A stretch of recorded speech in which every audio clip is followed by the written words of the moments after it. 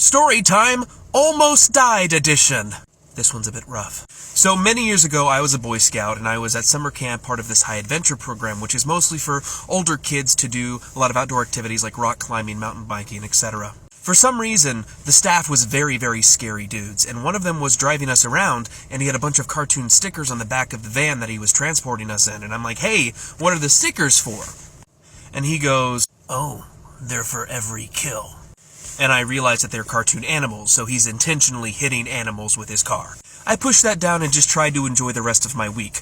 But one night, he was driving us back to the campsite doing about 80 in a 30-mile-an-hour mountain road, and then all of a sudden he swerves across the fucking road, and blood splatters across the entire windshield. All of us in the car are like, what the fuck is happening? And then he turns around to us with the most maniacal grin and goes, I think I hit a bat. Story time, alcohol edition. So a couple of years ago, my fiancé and I go to vacation in Savannah, Georgia, which is a lovely place if you have never been. One night, we go to this very hipster bar, a lot of copper, a lot of old-fashioned lights, and a constant smell of campfire, and they had bacon as bar snacks, which is fantastic. Anyway, we're on vacation, so I decide to splurge and get a double of my favorite scotch, which is Glenlivet. My man-bunned bartender pours my drink, passes it to me, and says, hey, the gentleman at the end of the bar paid for this. I look over and I see a guy about as burly as me, and I give him a friendly little wave because it was a $30 drink in this bar. And I was flattered, but very confused because I was very obviously there with my female fiancé. He comes up and I thank him, and he's like, why did you choose this scotch out of all these 60 scotches? And I said, well, I've always loved Glenlivet, I've always enjoyed the taste. And he goes, well, I'm the brand ambassador for Glenlivet here in the Southeast, so we just wanted to thank you for your business. And it was so cool, because no one ever bought me a drink before. Story time! What? Edition? So this story literally happened last night. So I went to go get Culver's for me and my fiancé because Culver's is life.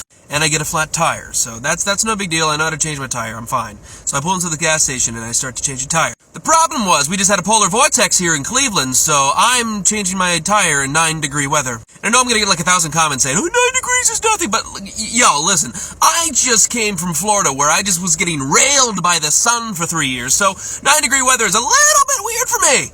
I'm almost finished when this other guy comes into the gas station and he goes, oh, I see you're having issues with your tire. And I'm like, oh, cool, maybe he's wanting to help me, but I'm almost done. Then he goes, I think I'm having issues with my tire too. It might be the spring, it might be this clicking noise. And I'm like, okay. And he's like, oh, I just didn't know if you're a mechanic or something and if you could take a look or not.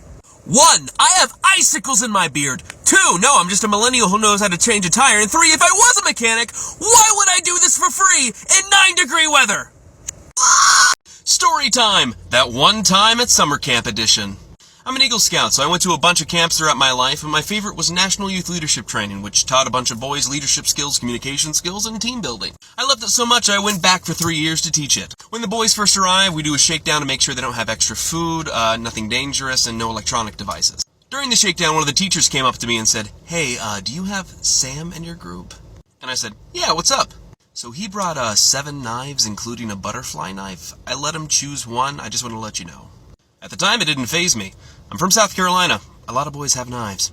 But one of the first mornings, I walk into my tent and find that he's practicing his knife-throwing skills in the middle of the campsite.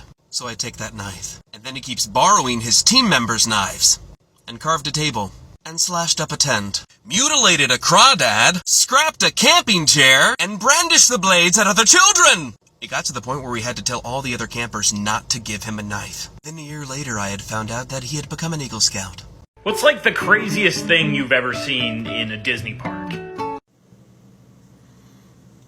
Alright, here we go. When I was working at the stunt show, one of my tracks required me to go up a staircase to the catwalk for various reasons. And that staircase is right beside the audience, but you know, it has that big sign that says, cast members only, but that only works if you read it. One of the times I had to go up for the show, I opened the door at the base of the stairwell and was just hit by this god-awful stench. It appeared that someone thought that 60 yards to the nearest restroom was a bit too far.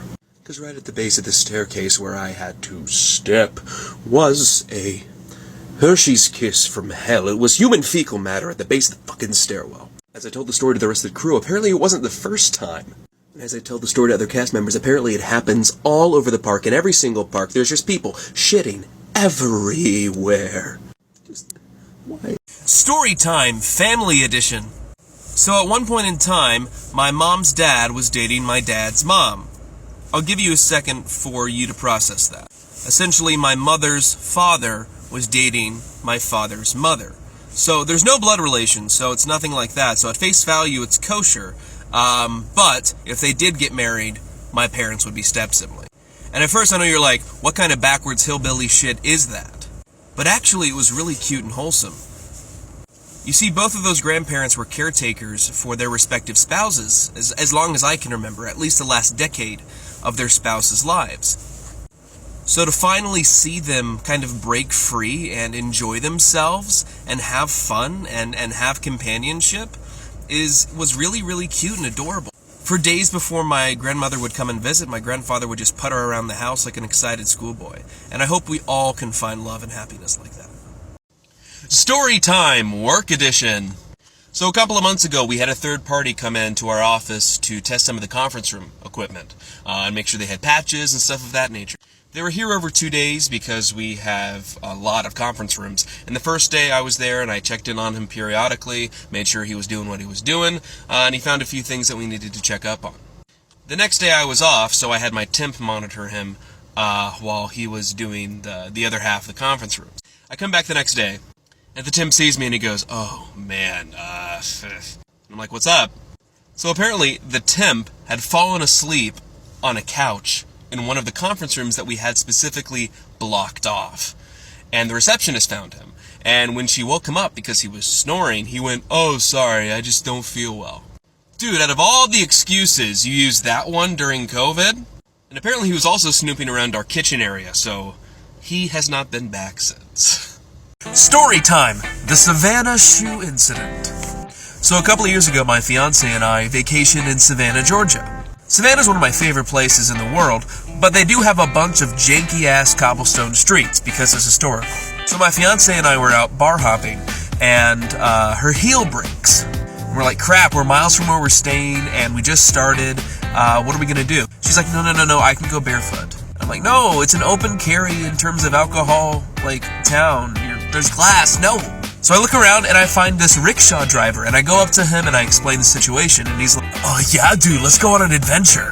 So this dude carts us around downtown Savannah, which is all very nice. It was a very lovely ride, actually, but we were trying to find somewhere that was open for shoes. We couldn't find anywhere, but this guy's like, "Hang on, I think I have an idea."